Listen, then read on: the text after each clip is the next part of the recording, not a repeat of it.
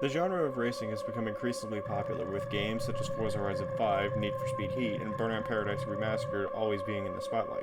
But what these games I mentioned have in common is that they're always trying to copy each other. So what happens when a game decides to be daring and combine with another genre it had no business combining with? Pushing the limits of what's possible within the racing genre? A game that the community actually had a say in?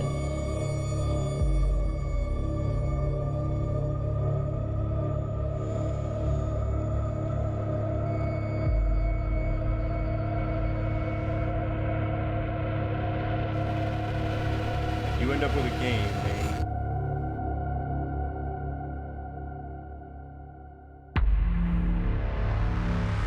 Distance.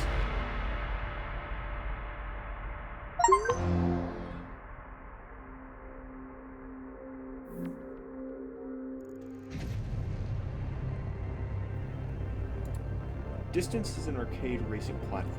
As strange as that combination might sound to you, it works out to become what is, in my opinion, one of the best racing games of all time.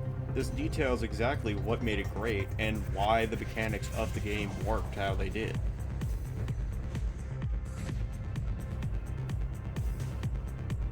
Though in order to understand the history of Distance and Refract, let's back up a little bit. So let's rewind to 2012. Three graduates from the DigiPen Institute of Technology, being Jordan Hemingway, Kyle Holdwick, and Jason Dolan, all had an idea about continuing with one of their completed projects, originally named Nitronic Rush. This idea would eventually become Distance. Immediately following the creation of this idea, Jordan, Kyle, and Jason create Refract Studios. Fast forward a few months, and Refract launches a Kickstarter for Distance. The goal was set at $120,000. And it went over that in less than a month, with its fan base rapidly growing, and some incredibly generous people donating $5,000 and even $10,000 each. And they were increasingly upfront with how things were going. They didn't really keep much of anything a secret, and it wanted the world to know it. Now let's fast forward by 2 years. It's now 2014. Refract feels as if the game is ready, but they're not sure on how to go about keeping their financials in check. They only had about $140,000 in their Kickstarter, and they had to manage it very well. Their decision? They decided to place Distance in Steam Early Access, where they could still sell the game while being able to make massive changes to it with little to no issue. This solved their financial problem and allowed for them to continue making radical changes to the game without many consequences. Over the next few years, everything went well, and Refract announced that Distance would be receiving a PlayStation 4 version of the game. 2018 was a good year, but it was also rough for Refract. What I mean by this is that the three founders, consisting of Jordan Hemingway, Kyle Holdwick, and Jason Dolan, made the executive decision to split up. Kyle and Jason left Jordan with the entirety of Refract, and they moved on to other projects.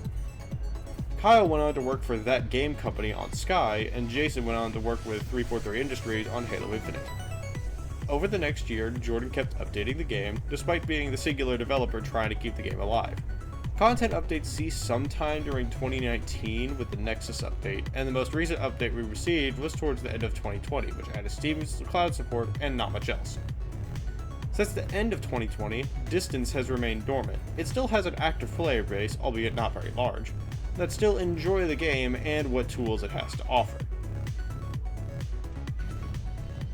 Now that we have the history and development out of the way, let's move on to the campaigns and why one specifically just works in the setting of Distance. The main campaign that Refract recommends you start out with is Adventure, the quote-unquote main campaign of the game.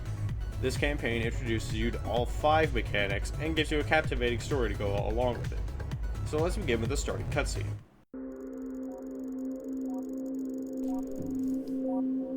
Right off the bat, you may notice that there is no actual speaking in the cutscene. This is a theme prevalent among the entire campaign, as you, the AI controlling this mysterious car you're driving, has 0 spoken dialogue, nor does the campaign tell you any specific details, other than what happens in the background and the Archaic's dialogue. Archaic being the antagonist in this case, who just uses a distorted PA intercom voice. That's what makes it special. Everything is there, and you can have your own interpretation of the story, so if you want to make it into something different, that's totally possible. You wake up with no knowledge of who you are. All you know is that you're in a car, and this facility is about to open a teleporter to Earth in 3 hours and 59 minutes. Throughout the adventure campaign, you get introduced to each mechanic and ability in the game one at a time, and the game gives you a specific section of the track that it uses to help you get used to that mechanic or ability.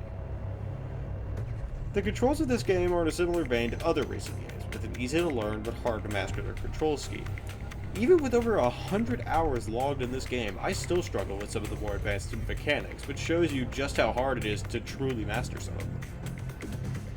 But let's move on to the actual mechanics that you get introduced to in Adventure, starting with Boost. You'll be using the Boost mechanic a lot, as it allows you to get a bit more horizontal distance out of a jump, go further than a ramp wanted you to, and overall has some pretty creative and fun uses.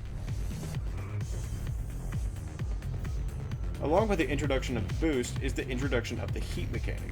Heat is a very important mechanic that the game has within it to make sure you don't abuse certain aspects of your car's abilities. To cool down your heat, perform stunts such as barrel rolls, flips, wall and ceiling rides, and even do some more advanced stunts if you have the airtime for it. Heat will build up with every ability except the next mechanic we'll cover, which is Jump. Jump is a very simple mechanic both in practice and on paper, but it can be crucial to the route of some tracks. Just press X on your controller to launch your car into the air for a short time. This doesn't add any heat to your heat meter, so you can use it as many times as you need to. You'll be using this mechanic a lot more than you might imagine, as it allows you to overcome short barriers, gain a bit more vertical height out of a ramp, and also choose between short or tall jumps by either tapping X or holding X down for a moment after the jump is initiated. Moving on to the next mechanic you're introduced to Fly. Press X while in midair after having jumped to have a set of wings shoot out of your car and give you a controlled path through the air, at the cost of the same heat buildup as Boost. This mechanic is meant to be simple but have access to advanced maneuvers, such as holding the left bumper down to do barrel rolls while in fly mode, etc. After you're done, either land with a wheel in contact with the ground or tap X again in midair to stop flying. And the final mechanic you're introduced to is Grip. Hold LB while on the ground to take turns more efficiently or to grip yourself to a surface. Use LB in midair to gain a bit more horizontal distance out of a jump, rotate yourself to match the road's orientation, etc. If your grip is used without boost, then your heat meter will remain constant. However, if you use grip with boost, it will build up heat at around 1.5 to 2 times more than normal buildup, having the fastest heat meter increase out of any ability combination in the game. These abilities all sound simple on paper, but there is no shortage of obstacles in your way between you and the teleporter to Earth. Hurdles, saws, lasers, destroyed roads, and an infection are all there to greet you as you attempt to get off of this mysterious space station named the Array. I won't further detail the adventure campaign to prevent spoilers, but if you want to see for yourself what I'm talking about, buy the game and play the campaign in its entirety. It's only an hour long and is 100% worth your time.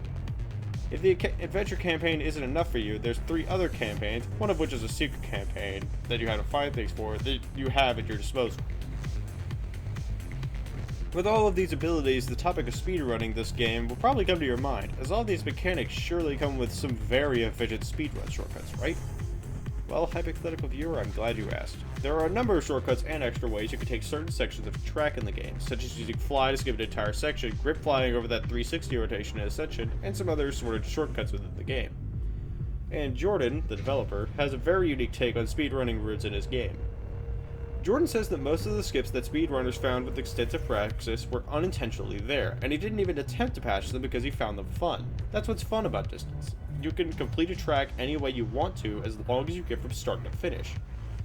I don't have any specific examples in front of me, nor do I have any in this video, but if you want to take a look at any of them, look up Brianak on Twitch. He has some very good examples of some shortcuts that people will take. Distance isn't just a standard racing game either. The neon-drenched environment is also a topic of interest, as if you're using the default game music, saws, lasers, and other things will pulse to the beats per minute of the song you're listening to, like this example here. And if you're using custom music with boombox mode and the car's built-in visualizer enabled, it will look something like this, which I recorded. Shit.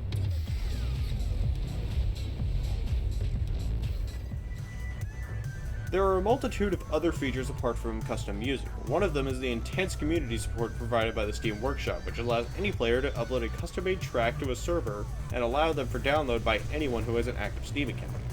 There is no limit to how many custom tracks you can have, and all of the tools used to make the default tracks, minus the cinematic corruptions you'll see in the adventure mode, as far as I can tell, are all available and at your disposal in the editor.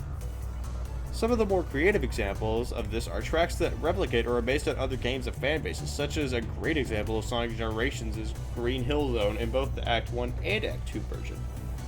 And even then, there's still more, specifically related to ways you can play.